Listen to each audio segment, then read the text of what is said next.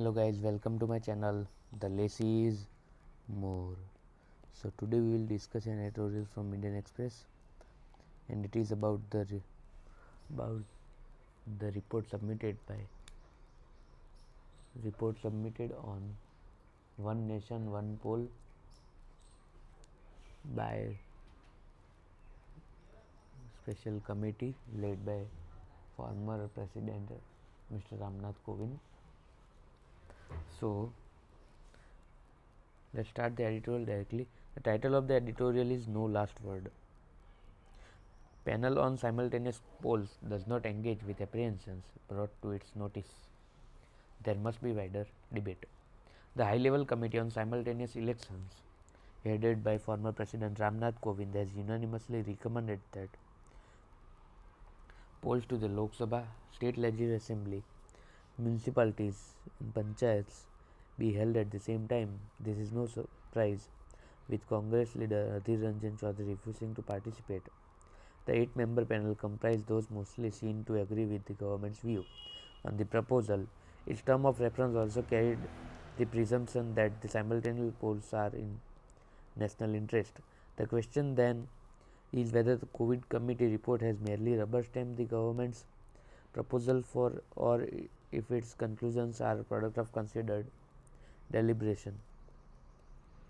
The report says that the panel invited suggestions and comments from political parties, legal experts, former election commissioners and economists, representatives of business organizations and members of the Bar Council. It says that the committee carefully considered all the constitutional and legal objections, and its members studied the relevant legal literature on elections, both in India and abroad.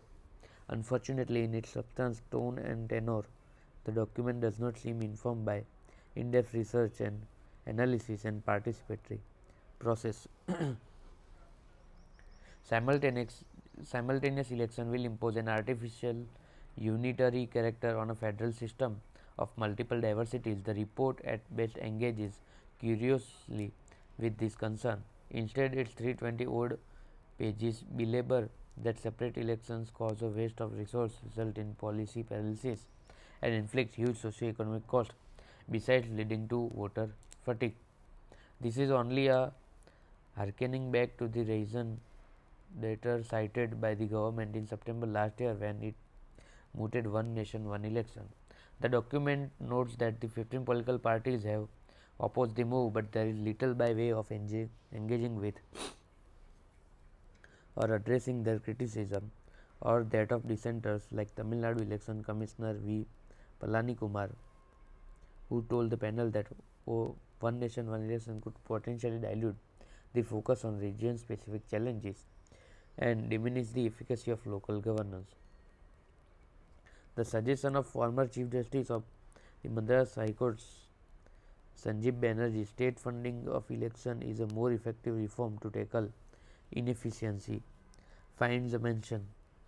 So do the concerns of former Chief Justice of Delhi High Court AP Shah that simultaneous election hinder political accountability as fixed terms offer representatives unwarranted stability without performance scrutiny. These compelling arguments have been crunched into a few sentences in the report. Unfortunately, the report does nothing more than dismiss this apprehension as misplaced. Undoubtedly, the Indian electorate is, as the report says, sagacious enough to differentiate between national and regional issues, as also between national and regional parties, but One Nation One Election could flatten the political diversity that has marked India's electoral calendar since the 60s, when the synchronicity of the election calendar was first broken.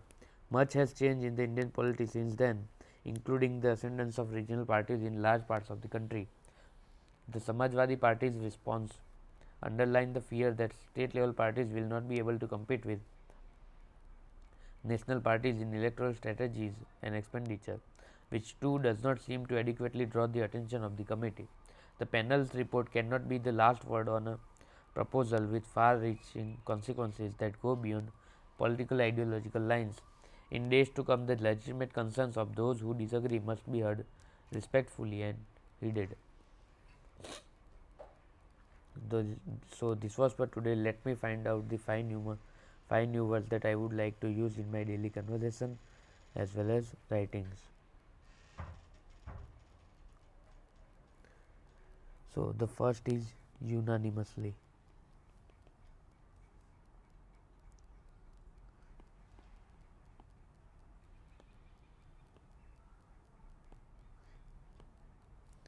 The second is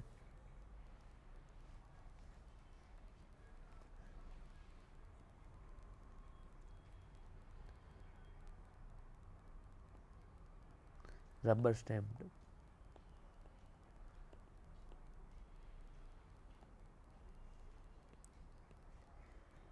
The third is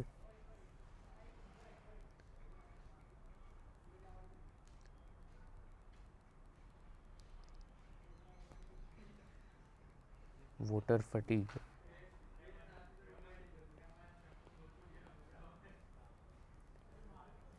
The fourth is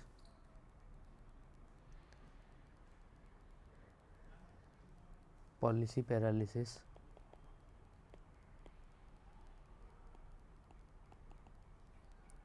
And the fifth is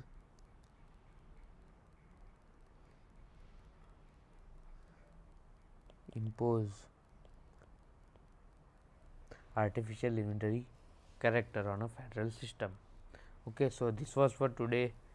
I also recommend you to comment in the comment section the 5 new words that you find appropriate for yourself to use in your daily conversation as well as writings. Okay, so till then, bye bye, signing off